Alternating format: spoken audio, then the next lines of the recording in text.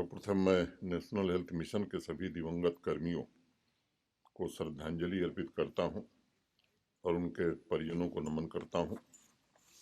आप सभी जम्मू कश्मीर प्रशासन के बृहद परिवार के एक अभिन्न हिस्से हैं और ये प्रशासन का दायित्व है कि पूरी संवेदना के साथ आपके साथ प्रशासन खड़ा रहे। अभी भूपेंद्र जी ने बताया, मुझे स्मरण है 24 फरवरी को जब 6 हेल्थ मिशन कर्मियों के परिजनों को कुछ सहायता राशि सौंपी गई थी, तो उस दिन मैंने सेक्रेटरी हेल्थ और बाकी अपने अधिकारियों से बात करी थी कि कुछ और साथी हमारे असमय छोड़ करके चले गए और नियमों के कारण उनकी मदद हम नहीं कर पा रहे। कोई ऐसी व्यवस्था बनानी चाहिए जिससे शेष हमारे जो साथी रहे उनकी भी कुछ सहायता की जा सके। और तब से इन लोगों ने इस पर काम शुरू किया। भारत सरकार की सहायता से, जम्मू कश्मीर प्रशासन और आप सबके सहयोग से आज एक कॉर्पस बन सका है, जिसके कारण भूपेंद्र ने बताया है।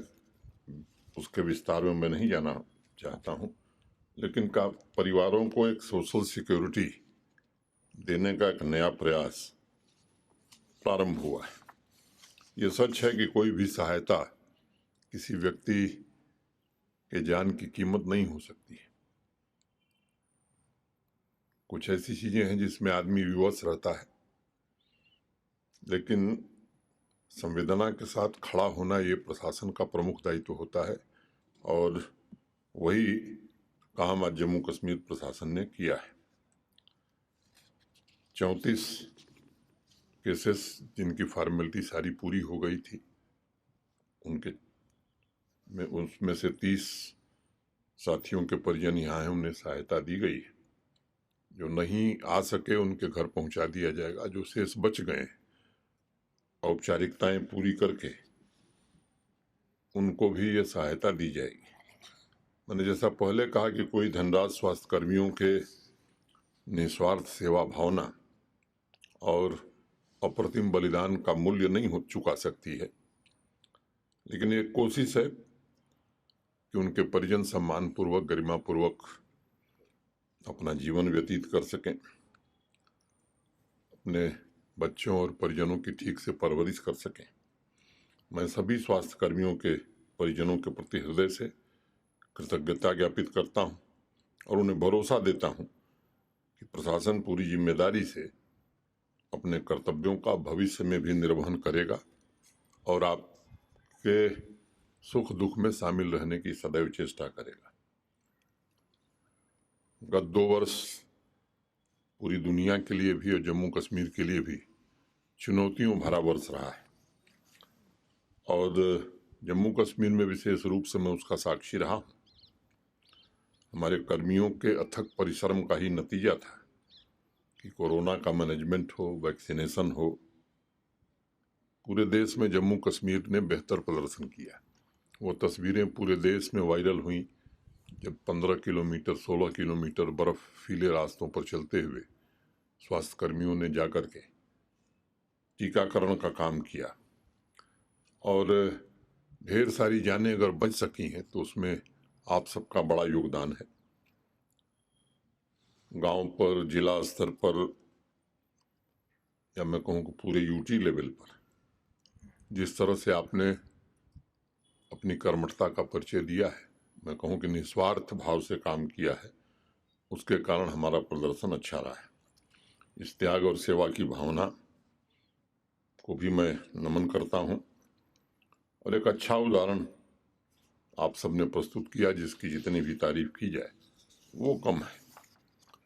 आप सबको मालूम है कि जम्मू कश्मीर में स्वास्थ्य सेवाओं में काफ़ी गुणवत्तापूर्ण सुधार पिछले कुछ वर्षों में हुआ है। एक समय था जब 3 ही मेडिकल कॉलेज होते थे। भारत के सम्माननीय प्रधानमंत्री जी के कारण 2 नए एम्स जम्मू कश्मीर को मिले। जम्मू का लगभग बन करके तैयार है। तीसरे वर्ष के थर्ड ईयर के विद्यार्थी पढ़ रहे हैं। अवंतीपुरा का काम भी तेज गति से चल रहा है। 7 नए मेडिकल कॉलेज उन्होंने दिए, जिसमें 5 फंक्शनल हैं। उधमपुर और हंदवाड़ा भी इस साल फंक्शनल हो जाएंगे। एमबीबीएस की सीटों की दृष्टि से देखें तो 1000 से ज़्यादा सीटें बढ़ी हैं। हेल्थ एंड वेलनेस सेंटर देखेंगे तो उसमें भी भारी बढ़ोतरी हुई है। और सबसे जो मैं कहूँ कि बड़ी सौगात जम्मू कश्मीर के लोगों को मिली है, हर व्यक्ति को 5 लाख रुपए के हेल्थ इंश्योरेंस का कवर। और अभी बैक टू विलेज 4 जब हुआ था तो हम सब ने कोशिश की थी कि हर व्यक्ति को ये गोल्डन कार्ड मिले, और इसमें काफ़ी हद तक हमें सफलता मिली है। मेरा ख्याल है आंकड़ा 95%, 98% पहुँच गया है। ये बड़ी उपलब्धि। और लगभग 2 करोड़ रुपए हम लोग रोज खर्च कर रहे हैं जम्मू कश्मीर के नागरिकों के इलाज पर। बोन इंस्टीट्यूट, कैंसर इंस्टीट्यूट, अनेक सुविधाओं का निर्माण पिछले वर्षों में हुआ है। मैं कह सकता हूँ एम्बुलेंस की दृष्टि से भी अब जहाँ भी कोई क्रिटिकल मरीज है तो हमारे पास हर प्रकार की व्यवस्था है। कम समय में लोग वहाँ पहुँच जाते हैं और उन्हें लेकर के आते हैं। मैं मानता हूँ कि जो हेल्थ पैरामीटर्स हैं, राष्ट्रीय औसत से, नेशनल एवरेज से बेहतर प्रदर्शन जम्मू कश्मीर का रहा है। जो समाज के कमज़ोर वर्ग, खासतौर से ट्राइबल लोग हैं, उनके लिए भी मोबाइल क्लिनिक, डॉक्टर, नर्सेस की व्यवस्था की गई है। ई सहज जो लॉन्च किया था अभी हेल्थ डिपार्टमेंट ने, any treatment anywhere any time, ये सब नई सुविधाएं ये दर्शाती हैं कि प्रशासन प्रतिबद्ध है, आम आदमी के स्वास्थ्य की चिंता है। और बिना अपॉइंटमेंट के भी आप बिना लाइन में लगे पहले से अपॉइंटमेंट लेकर के मरीज दिखा सकते हैं। पेशेंट्स के मेडिकल रिकॉर्ड का भी डिजिटाइजेशन का काम काफ़ी हद तक पूरा हो गया है, ताकि जब मरीज जाएगा तो उसे उसके बारे में सारी जानकारी डॉक्टर को रहेगी कि कौन कौन से टेस्ट पहले हुए थे, अब कोई ज़रूरत है या नहीं है। मैं समझता हूँ कि सामान्य लोगों के हितों की चिंता, उनके स्वास्थ्य की चिंता स्वास्थ्य विभाग पूरी तरह से कर रहा है। और स्वस्थ मनुष्य ही स्वस्थ समाज बना सकता है। कभी कभी हम सोचते हैं कि इंडस्ट्री के कारण, एग्रीकल्चर के कारण, टूरिज्म के कारण हमारी इकॉनमी बढ़ेगी, लेकिन अगर स्वास्थ्य नहीं रहेगा तो मुझे लगता है कि कुछ भी नहीं कर पाएंगे। सार्वजनिक स्वास्थ्य सेवा में पिछले कुछ वर्षों में क्वालिटी हेल्थ केयर और एसेसिबल हेल्थ केयर को साकार बनने के अनेक नीतिगत निर्णय लिए गए हैं।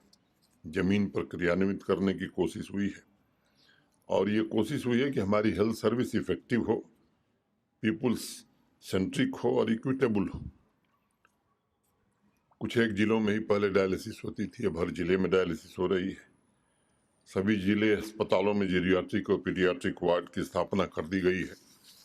बावजूद इसके जब कोई डेलीगेशन मुझे मिलता है या जब कोई पुराना जनप्रतिनिधि आता है तो एक कागज लेके आएगा, कहीं भी पीएचसी बना दीजिए, कहीं भी सीएचसी बना दीजिए, कहीं भी डायलिसिस की मशीन लगा दीजिए, कहीं भी सीटी स्कैन की मशीन लगा दीजिए। एक बात हमें समझने की ज़रूरत है, ये सुविधाएं बिना ट्रेंड लोगों के चलाई नहीं जा सकती, और इसलिए सुविधाएं जो हैं उनका ऑप्टिमल यूटिलाइजेशन हो। अगर राष्ट्रीय औसत, नेशनल एवरेज आप देखेंगे, किसी राज्य से आप तुलना करेंगे तो हमारा हेल्थ इंफ्रास्ट्रक्चर देश के किसी राज्य से काफ़ी बेहतर है। अब जो इंफ्रास्ट्रक्चर है उसका ऑप्टिमल यूटिलाइजेशन हम कर सकें, ये हमारी पहली प्राथमिकता होनी चाहिए। यहाँ एक रिवायत बनी हुई है कि किसी चीज़ को अपग्रेड कर दिए, अरे भाई बात से तो अपग्रेड होगा नहीं, वहाँ मैन पावर बढ़ानी पड़ेगी, वहाँ की सुविधाएं बढ़ानी पड़ेगी, वहाँ इंफ्रास्ट्रक्चर बढ़ाना पड़ेगा। तो मुझे लगता है कि अपने स्तर पर भी लोगों को इस तरह की जानकारी स्वास्थ्य विभाग के लोग भी देते रहें, क्योंकि शायद कोई दिन ऐसा है जिस दिन मेरे पास 1-2 ज्ञापन नहीं आते हैं, साहब ये इस पंचायत में नया पीएचसी बना दीजिए।